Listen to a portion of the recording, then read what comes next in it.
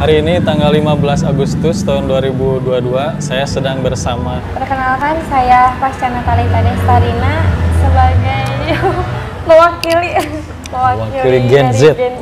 dari kaum milenial. Iya. Neng tahu nggak apa sih yang namanya korupsi?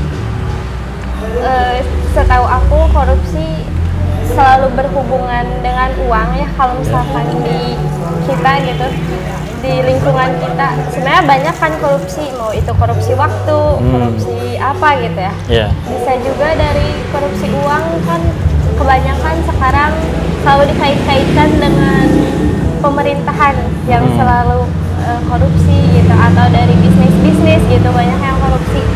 Cuma untuk sekarang kayaknya lebih ke di Indonesia deh.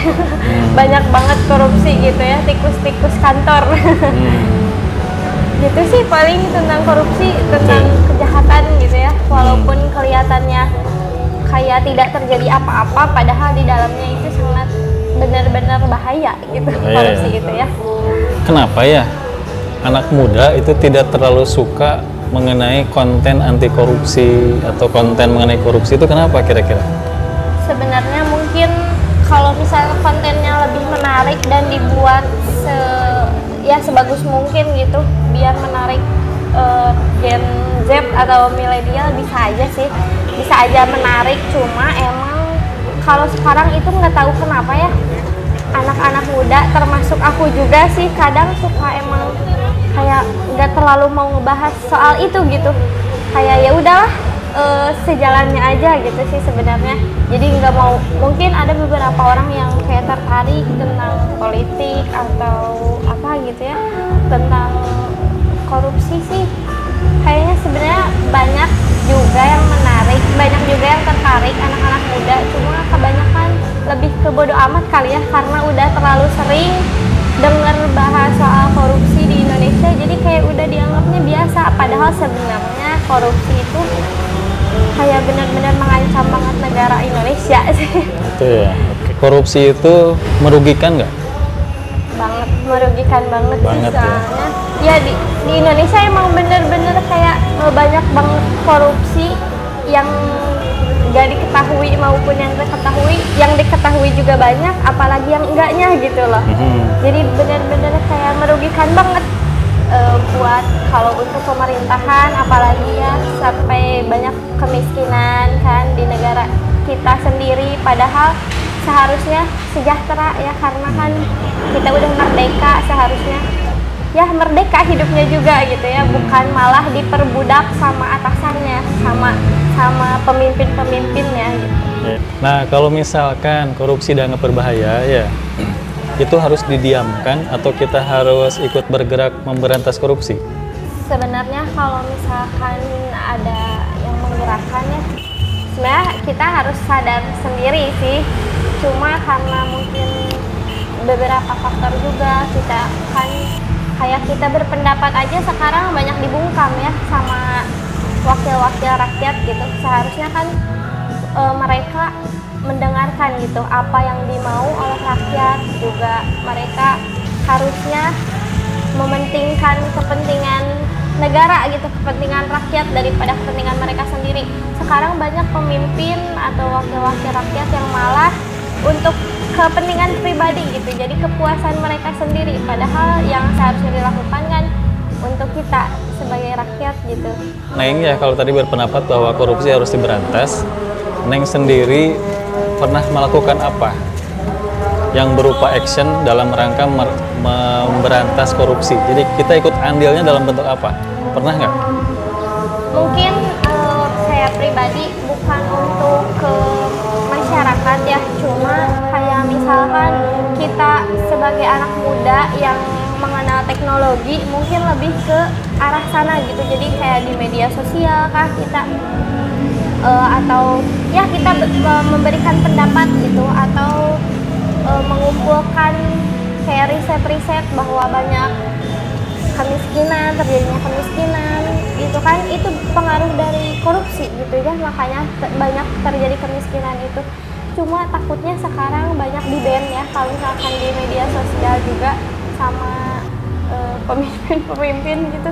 Jadi gak bisa sembarangan juga sih sebenarnya sekarang.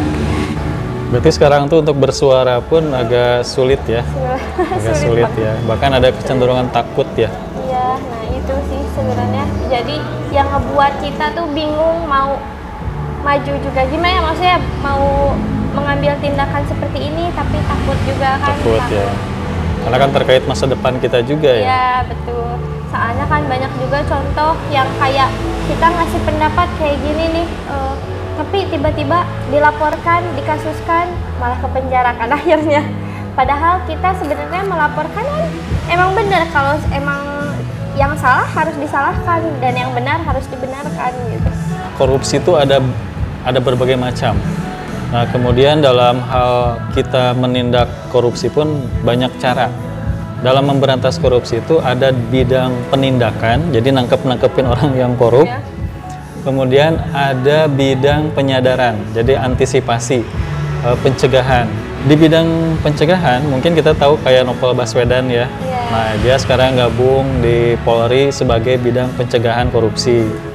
Nah, kemudian di bidang penindakan itu kan banyak tuh yang bergerak. Nah, salah satunya kalau di kita ya yang paling populer, misalkan ada LSM, kemudian ada perorangan yang dia bergerak sebagai aktivis misalkan. Nah, menurut Neng sendiri, LSM itu bagaimana, atau aktivis yang dia menyuarakan masalah ayo lawan korupsi? Untuk itu sih kalau misalkan apapun yang positif gitu ya, pendapat aku ya oke-oke aja. Cuma sekarang kebanyakan yang kayak jadi berkedok, banyak yang berkedok sebagai aktivis untuk memberantas apa ini, padahal mereka sendiri yang melakukan, kadang ya seperti itu. Cuma aku juga nggak tahu terlalu banyak sih soal itu, soal aktivis-aktivis yang kayak gitu. Cuma ya kayak gitu, pokoknya apapun yang positif ya oke gitu kalau. Cuma kebanyakan orang kayak gitu sih, banyak fake-nya. Itu benar banget, Neng. Jadi itu saya merasakan ya. Ketika saya menyuarakan ayo lawan korupsi, itu sebetulnya saya bukan sebagai aktivis ataupun LSM. Jadi saya lebih kepada saya sebagai masyarakat nih. Saya sebagai rakyat yang udah jengkel banget ya masalah korupsi. Kemudian saya mencoba menyuarakan, tapi saya kaget. Kenapa masyarakat kok responnya malah cenderung tidak peduli, tidak mendukung gitu kan. Ternyata begitu saya pelajari, masyarakat itu cenderung disebutnya sudah tidak percaya. Sudah tidak percaya kepada LSM, sudah tidak percaya kepada aktivis, karena betul kata Neng tadi, banyak oknum ya. Jadi tidak semua LSM, tidak semua aktivis, tapi banyak oknum yang mereka tuh bergerak melawan korupsi, tapi ujung-ujungnya malah cari uang. Malah mereka juga terlibat dalam masalah korupsi. Nah, ini justru yang harus diperbaiki oleh kaum muda. Ya kan? Nah, kira-kira menurut Neng nih, ada ide apa nih Neng untuk memperbaiki keadaan seperti itu?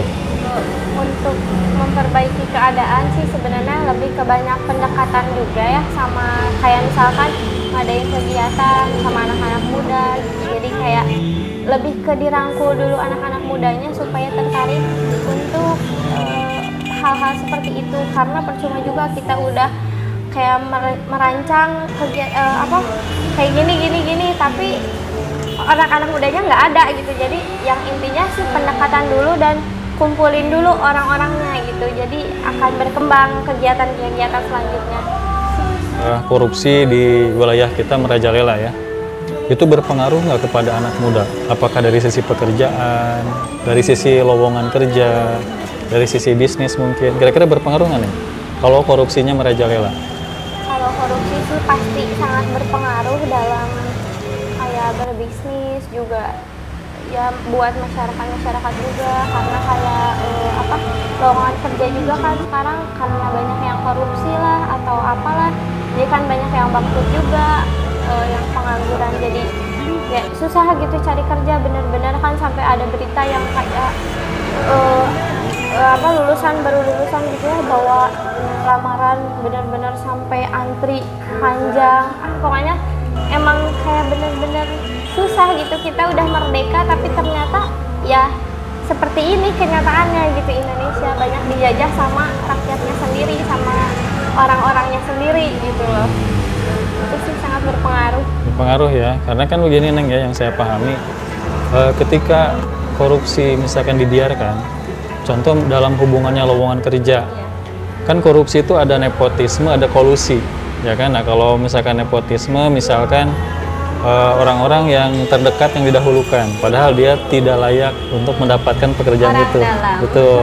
Kekuatan orang dalam Betul selalu. gitu. Mending kalau orang dalam itu dia merekrut Tahu orang yang kualitasnya dibutuhkan sesuai. Ini yang parah tuh tidak punya kemampuan, tapi berhubung ada urusan dengan orang dalam, dia diambil.